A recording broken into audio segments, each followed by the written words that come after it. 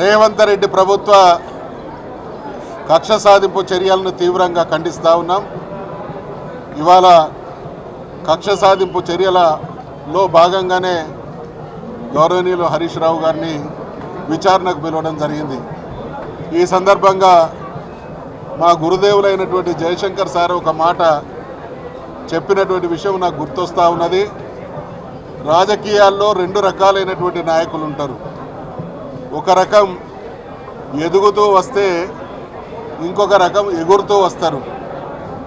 రేవంత్ రెడ్డి ముమ్మాటికి ఎగురుతూ వచ్చినటువంటి నాయకుడు, ముఖ్యమంత్రి. కాబట్టి ప్రజలకిచ్చినటువంటి ఏ ఒక్క హామీని నిలబెట్టుకోలేక అనేక రకాలైనటువంటి ఘోరమైనటువంటి వైఫల్యాలను మూటగట్టుకుంటున్నటువంటి క్రమంలో బీఆర్ఎస్ ప్రభుత్వం అంటే స్కీముల ప్రభుత్వం, అదే కాంగ్రెస్ ప్రభుత్వం స్కామ్ల ప్రభుత్వం. కాబట్టి అడుగడుగున గడిచిన 2 సంవత్సరాల కాలంలో బీఆర్ఎస్ పార్టీకి సంబంధించినటువంటి శ్రేణుల స్థాయి నుండి హరీష్ రావు గారు, కేటీఆర్ గారితో పాటు శాసనసభ్యులు, శాసన మండలి సభ్యులందరూ ఇచ్చినటువంటి హామీల అమలు కోసం ప్రభుత్వాన్ని అనేక విధాలుగా ప్రజాక్షేత్రంలో చీల్చి చెండాడుతూ ఉంటే, నిరంతరం వెంటాడి వేటాడుతూ ఉంటే, శాసనసభలో సమావేశాల సందర్భంగా ప్రతిపక్షానికి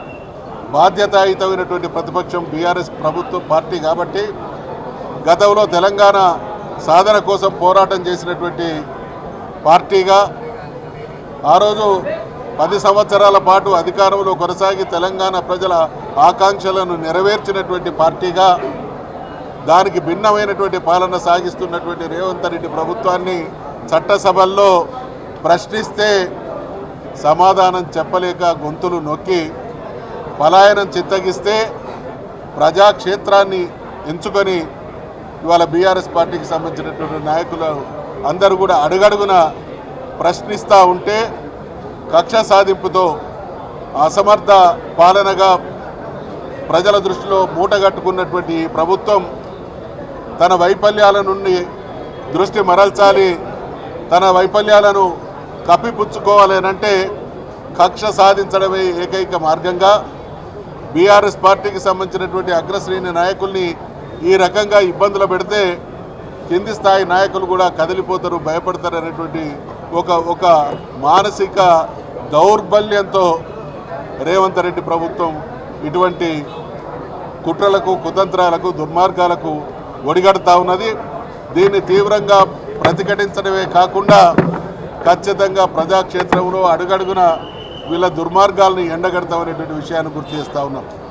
అదే సందర్భంగా రేవంత్ రెడ్డి గారు గతంలో తెలంగాణ రాష్ట్ర సాధన సందర్భంగా అనేక వేల లక్షల మందిని జైళ్ల పాలు చేసి పోలీస్ స్టేషన్లలో తిప్పి తెలంగాణ ఉద్యమాన్ని నీరుగార్చేటువంటి ప్రయత్నం చేసినటువంటి చరిత్ర మీ పార్టీ సొంతం. కాబట్టి గతాన్ని గుర్తు చేస్తూ ఉన్నాం. నువ్వు పలాయనవాది. ఏ రోజు కూడా తెలంగాణ రాష్ట్ర ఏర్పాటు విషయంలో కానీ, తెలంగాణ రాష్ట్ర ప్రజల ప్రయోజనాల విషయంలో కానీ చిత్తశుద్ధితో ఉన్నటువంటి నాయకుడు కాదు. మా చిత్తశుద్ధికి నిదర్శనం గతంలో మేమందరం కూడా హరీష్ రావు గారు కానీ, కేటీఆర్ గారు కానీ, బీఆర్ఎస్ పార్టీకి సంబంధించినటువంటి అగ్రనాయకులైనటువంటి కేసీఆర్ గారు కానీ ఏ రకంగా ప్రాణత్యాగాలకు, ఏ రకంగా జైళ్లకు, పోలీస్ స్టేషన్లకు భయపడకుండా ఉద్యమం కొనసాగించి సాధించుకున్నామో దాన్ని గుర్తు చేస్తూ ఉన్నాం. ఈ చెరసాలలు, ఈ పోలీస్ స్టేషన్లు, ఈ విచారణలు మా ఆత్మస్థైర్యాన్ని, ఆత్మవిశ్వాసాన్ని దెబ్బతీయలేవు. నీవు జరుగుతున్నటువంటి పరిణామాల పరంపర అంతా నీకు నీవే మరణ శాసనాన్ని రాసుకుంటున్నావు అనేటువంటి విషయాన్ని గుర్తు చేస్తూ ఉన్నాం.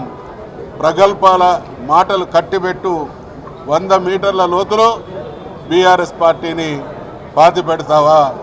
గ్రామ గ్రామాన ఇవాళ ప్రతి గ్రామ ఆత్మగౌరవ ప్రతీకగా ఉన్నటువంటి బీఆర్ఎస్ పార్టీ గద్దెల్ని కూల్చివేస్తావా?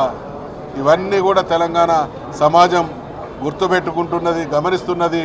నీ నిర్వాకాన్ని నిలదీసే రోజు అవసరమైతే తెలంగాణ సమాజమే సవాల్ చేసి నీకు బరి గీసేటువంటి సందర్భం కూడా ఆసన్నమవుతుంది అనేటువంటి విషయాన్ని హెచ్చరిస్తూ జరుగుతున్నటువంటి పరిణామాలన్నీ కుట్రలతో కుయుక్తులతో జరుగుతున్నటువంటి ఈ పరిణామాల్ని ఖండిస్తూ ఉన్నాం. హరీష్ రావు గారి వెంట తెలంగాణ సమాజానికి సంబంధించినటువంటి ఉద్యమకారులతో పాటు ప్రజలు ఉన్నారు అనేటువంటి విషయాన్ని గుర్తు చేస్తూ ఉన్నాం. నిజంగా నీకు ఆత్మవిశ్వాసం ఉంటే నువ్వు ఇచ్చినటువంటి 6 గ్యారంటీలను అమలు చేయండి.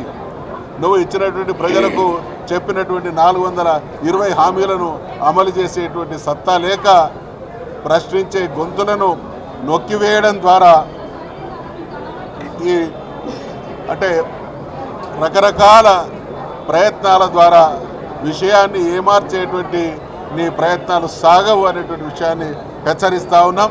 ఇవాళ ఎంక్వైరీకి హరీష్ రావు గారిని పిలిస్తే తెలంగాణ సమాజమే కదిలి వచ్చినట్టు ఉన్నది అనేటువంటి విషయం గమనించాల్సిందిగా కూడా నీకు హెచ్చరిస్తూ ఉన్నాం.